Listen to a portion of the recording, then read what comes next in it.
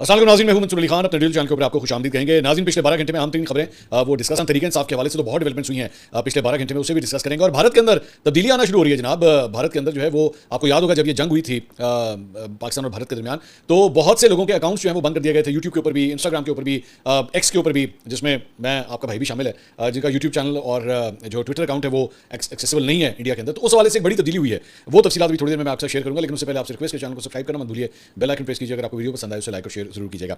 अच्छा जी, सबसे बड़ी खबर जो आई है पाकिस्तान तहरीक इंसाफ के हवाले से, एक खबर तो ये है जनाब, ये मशरक अखबार ने जो है ये खबर दी है कि तहरीक इंसाफ ने मखसूस नशिस्तों से महरूमी के बाद अरकान असेंबली से एक बार फिर वफादारी का हल्फ लेने का जो है वो फैसला किया है। ये बड़ी खबर है जो दी जा रही है मशरक न्यूज़ की जानिब से, और इसकी वजह जो है वो बताई जा रही है कि उनको डर इस बात का है कि आपको याद होगा, मैं पिछले 2-3 दिन से बात बता रहा था कि हुकूमत ने जो है ना वो नजर, वो चीता जो होता है ना, वो हिरन के ऊपर अपनी नजर लॉक करता है ना कि मैंने इसका शिकार करना है। इस वक्त पाकिस्तान तहरीक इंसाफ से हमायत याफ्ता, जिनकी हैसियत आज़ाद उम्मीदवारों की है, उनके ऊपर जो है वो हुकूमत ने बिल्कुल शेर की नजरें जो है वो जमाई हुई है कि इनका हमने शिकार करना है। तो उसको काउंटर करने के लिए मोस्ट प्रॉब्ली पाकिस्तान तहरीक इंसाफ जो ये करने जा रही है कि इन लोगों से जो है वो हलफ लेगी वफादारी का। लेकिन मेरा सवाल ये है कि अभी चंद दिन पहले जो चौधरी उस्मान साहब ने जो छलांग मारी थी, उन्होंने तो कुरान मजीद के ऊपर हलफ लिया हुआ था, इसके बावजूद जो है वो पलटा मार गए। तो क्या हो सकता है, यहाँ तो बहुत बहुत बड़े बड़े लोग जो है वो हलफ उठाते हैं। और ज़्यादा जो कहा जा रहा है, जिस चीज़ का इनको एक्चुअली डर है, वो है खैबर पख्तूनख्वा असेंबली के हवाले से, कि वहां पे कोई बहुत बड़ी बगावत ना हो जाए और लोग हमें छोड़ के ना चले जाएं, जिसकी वजह से इस वक्त भाग दौड़ चल रही है पाकिस्तान तहरीक इंसाफ के अंदर, इधर भाग उधर भाग इधर भाग, कि किसी तरह जो है वो अपने वोट्स जो है वो वापस ग्रैब किए जाएं। बहरहाल देखते हैं कि क्या हो सकता है। पाकिस्तान तहरीक इंसाफ की जो सूरत हाल है वो काफ़ी तब्दील हो गई, और अब केपी असेंबली में भी ऑपोजिशन मजबूत है, जिसको अब सिर्फ मजीद 8 वोटों की जरूरत है। 8 वोट उसे मिल गए तो उसके बाद जो है वो हुकूमत बनाने की पोजीशन में भी आ सकती है। तो इसलिए ये काफ़ी ज़्यादा परेशानी है। जहाँ तक इसी बात है, हुकूमत बनाने की बात है, तो अभी 1-2 दिन पहले जो है वो शेख वकास अकरम साहब ने एक पूरी प्रेस कॉन्फ्रेंस की थी। उनके जो सेक्रेटरी थे उन्होंने कहा था कि जनाब मौलाना फजल रहमान जो है वो हमें उनकी जरूरत नहीं है, लंबे अरसे तक जो है वो किसी को भी इनकी कोई जरूरत नहीं है। और बड़े उन्होंने सख्त अल्फाज जो मौलाना फजल रहमान के बारे में जो इस्तेमाल किए थे। लेकिन कल रात को ये खबर आई कि जनाब मखसूस नशिस्तों की जो नंबर गेम चेंज हुई है, उसके बाद पाकिस्तान तहरीक इंसाफ ने जो है वो मौलाना फजल रहमान साहब से डायरेक्टली रब्ता कर लिया है। और पीटीआई ने जनाब वो मौलाना फजल रहमान को खैबर पख्तूनख्वा की जो हुकूमत है वो ना गिराने की दरख्वास्त की है कि तारी मेहरबानी हुकूमत गिरा देना। अब इसके ऊपर मौलाना फजल रहमान साहब के हवाले से जो कोट किया गया है वो ये है कि जनाब केपी हुकूमत गिराने में उन्होंने कहा कि मुझे फिलहाल कोई दिलचस्पी नहीं है, मौजूदा असेंबलियां बशमूल केपी हकीकी मैंडेट की हामिल ही नहीं है, विफाक या सूबाई हुकूमत में आने में मुझे कोई दिलचस्पी नहीं है, साफ शफाफ गैर जानिबदाराना नए इंतखाबात होने चाहिए, केपी में अमन ओमान करप्शन और गवर्नेंस की बुरी सूरत हाल है, पीटीआई को खुद सूबे के हालात देकर दानिशमंदाना फैसले करने चाहिए। अब दानिशमंदाना फैसले जो है वो क्या अली अमीन गंडापुर को हटाने के भी हो सकते हैं, क्योंकि आप जानते हैं एक तो इनका दोनों का आपस का भी एक मसला है कि मौलाना फजल रहमान और अली अमीन गंडापुर जो है वो आपस में एक दूसरे के कंपेटिटर्स भी हैं, तो मतलब एक ही हल्के सिलेक्शन लड़ते हैं। तो क्या अगर पाकिस्तान तहरीक इंसाफ इस ऑप्शन के ऊपर गौर करे, गंडापुर साहब को हटा दिया जाए, तो क्या ये ऑप्शन पाकिस्तान तहरीक इंसाफ को सूटेबल होगा? तो आने वाले दिन जो है, आने वाले हफ्ते जो है वो बड़े इंटरेस्टिंग होने जा रहे हैं, क्योंकि और भी कुछ डेवलपमेंट्स हैं, जरा वो भी मैं आपके साथ शेयर करना चाहूंगा। अच्छा जी, एक और डेवलपमेंट ये हुई है, इमरान खान साहब से उनकी कल 2 बहनें जो हैं वो जाके अडाला जेल में मिली, और उसके बाद आके उन्होंने अलीमा खान साहब जिन्हें मिलने की इजाजत एक दफा फिर नहीं मिली, उनको आके उन्होंने पैगाम दिया कि जी इमरान खान साहब ने हिदायत दी है कि 10 मुहर्रम के बाद जो है वो एक एहतजाजी तहरीक का जो है वो आगाज़ किया जाए, पीटीआई की जानिब से एहतजाजी तहरीक का आगाज़ किया जाए।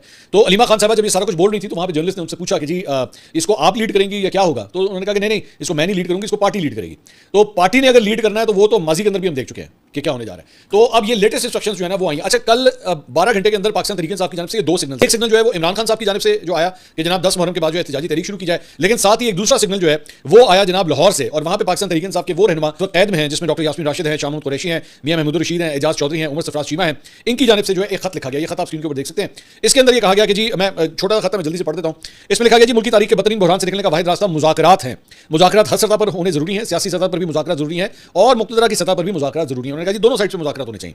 आगाज़कार के तौर पर सियासी सतह पर मुज़ाकरात किए जाएं, तहरीक इंसाफ के लाहौर में असीर रहनुमाओं को हिस्सा बनाया जाए। मुज़ाकरात का आगाज़ करने पर किसी फरीक को मातून करना इस सारे अमल को सबूताज करने के मुतरादिफ होगा। इसकी सारी जिम्मेदारी हुकूमत पर आयद होगी। मुज़ाकराती कमेटी की तकरीर के लिए पैटर्न चीफ जनाब इमरान खान तक रसाई आसान बनाना होगी, ताकि तहरीक की लीडरशिप वसी मुशावरत कर सके। मुलाकात के अमल को वक्तन फ़वक्तन जारी रखना होगा। अब ये एक बड़ी डिफरेंट चीज़ है। पहले इमरान खान साहब की जानिब से या उनकी बहनों की जानिब से जो बार बार कहा जाता था कि जनाब बात होगी तो सिर्फ एस्टैब्लिशमेंट से होगी, इनसे क्या बात करनी है, तो फॉर्म 47 वाले हैं। लेकिन ये जो तमाम रहनुमा है, मतलब ये 5 रहनुमा जो हैं ये कह रहे हैं कि नहीं, आगाज़ जो है वो एक्चुअली सियासी जो साइड है उससे किया जाए। ज़हन में रखिएगा कि हुकूमत की जानिब से ऑलरेडी ये ऑफर मौजूद है टेबल के ऊपर कि जनाब आप मुज़ाकरात करें, लेकिन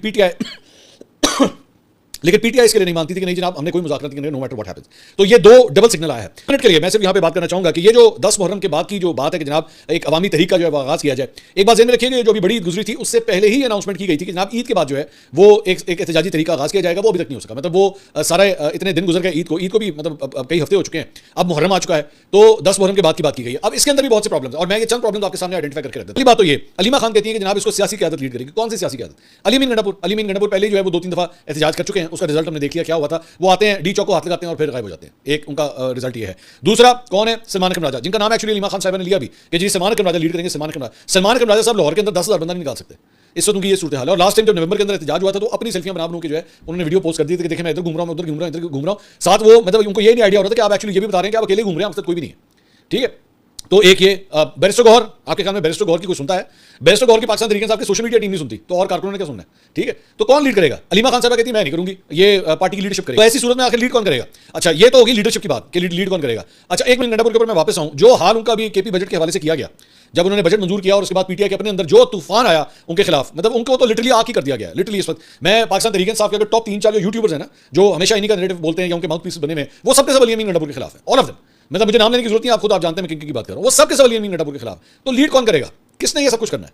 अच्छा, उसके बाद और जो इश्यूज हैं वो ये है कि आपने ऑलरेडी बार बार मुजाहिरे करके और उसके बाद बैकफुट के ऊपर जाके कारकुनों का, सपोर्टरों का, वोटरों का जो हौसला है वो बिल्कुल जमीन बोझ कर दिया है इस वक्त ये सूरत हाल। तो वो क्या इस मतलब आपकी कॉल में निकलेंगे? उसके बाद एक और फैक्टर, वो गर्मी और मानसून।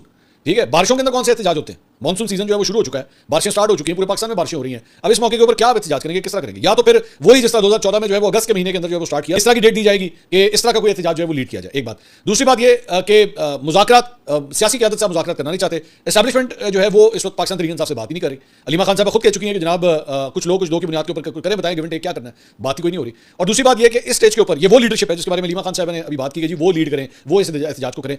इसी लीडरशिप के बारे में तो भी आप थोड़े दिन पहले कह के इन्होंने इमरान खान को माइनस कर दिया, इन्होंने किया ना।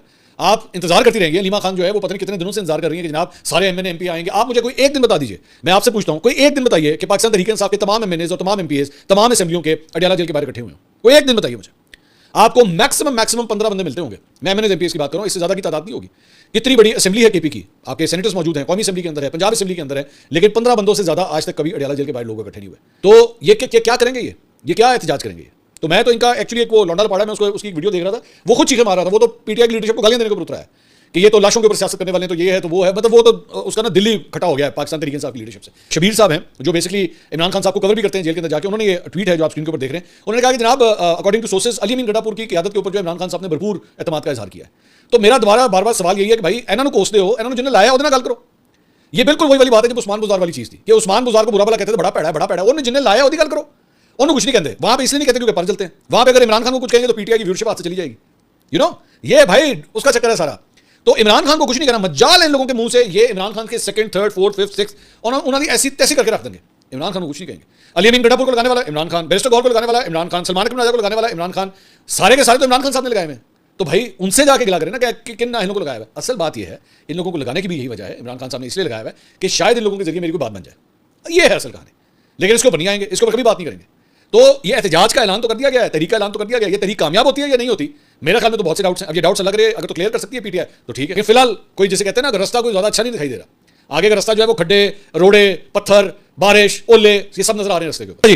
इसके अलावा एक बड़ी हैरानकुन डेवलपमेंट हुई। राना सनाउल्लाह साहब जो है वो कल रात को एक प्रोग्राम में आए हुए थे, अजमल जामी साहब के शो में आए हुए थे। तो उसमें उनसे सवाल किया गया कि जी आपकी तवक्को थी कि इमरान खान इतनी लंबी जेल काटेंगे? तो राना सनाउल्लाह साहब ने बड़ा फ्रैंक जवाब दिया। उन्होंने कहा मुझे बिल्कुल तवक्को नहीं थी और मैंने इस बात पर आए बाय शायद भी नहीं किया कि मैं ये कहूं कि मेरा मतलब ये था या मेरा मतलब वो था। बड़ी सीधी सी बात है, मेरी इन्फॉर्मेशन भी थी, मेरे इल्म में ये बात है कि इमरान खान साहब को नशा इस्तेमाल करते हैं। इस बात पर मुझे कोई शक नहीं, ना आज है ना उस वक्त थी कि अगर ऐसी सूरत हो तो जेल में रहना बड़ा मुश्किल है। मैं समझता हूं कि अगर वो नशा करते भी थे तो उन्होंने छोड़ दिया होगा, वहां ऐसी सूरत नहीं हो सकती। जेल उन्होंने बिल्कुल ठीक काटी है। तो अगर मुस्लिम लीग नून का एक रहनुमा ये बात मानने के ऊपर तैयार हो गया कि इमरान खान ने जेल जो है वो बिल्कुल ठीक काटी है, तो मेरे ख्याल में तो नवाज शरीफ साहब से तो बेहतरी काटी है। नवाज शरीफ साहब का अगर आप उठा के देखें तो अब तक तो वो ऑलरेडी मेरे ख्याल में वहां पे लंदन की सड़कों के ऊपर जो है वो कोन आइसक्रीम खा रहे होते, लेकिन इमरान खान साहब आज भी जेल के अंदर है। जनाब पिछले वीलॉग के अंदर हमने बात की थी वो जिन्ना इंस्टीट्यूट ऑफ कार्डियोलॉजी की, जिसका नाम जो है करने के हवाले से बहुत सी चमगोइयां हो रही थी। तो मरियम औरंगजेब साहब ने, हमने आपको पहली खबर दी थी, आपको बताया था कि जनाब ये चेंज, ये इस पर यूटर्न लिया जा रहा है। तो मरियम औरंगजेब साहब ने कल जो है इस पर बाकायदा ट्वीट भी कर दिया कि जी ऐसी कोई तजवीज़ और ही नहीं है। अब वो टेक्निकलिटी है, इसमें टेक्निकलिटी ये है कि actually Jinnah institute of cardiology के बजाय उसका जो एक दूसरा सेक्शन है उसके हवाले से मरियम नवाज साहब ने खुद ही अनाउंस किया था तकरीर के अंदर कि जनाब उसका मरियम नवाज कार्डियोवैस्कुलर डिजीजेस के हवाले से जो है उसका नाम रखा जा रहा है। तो अब जो है वो जब 2 दिन बड़ी टिका के क्रिटिसिज्म हुई है तो उसके बाद उन्होंने फैसला किया नहीं, काम ठीक नहीं है, वापस लो।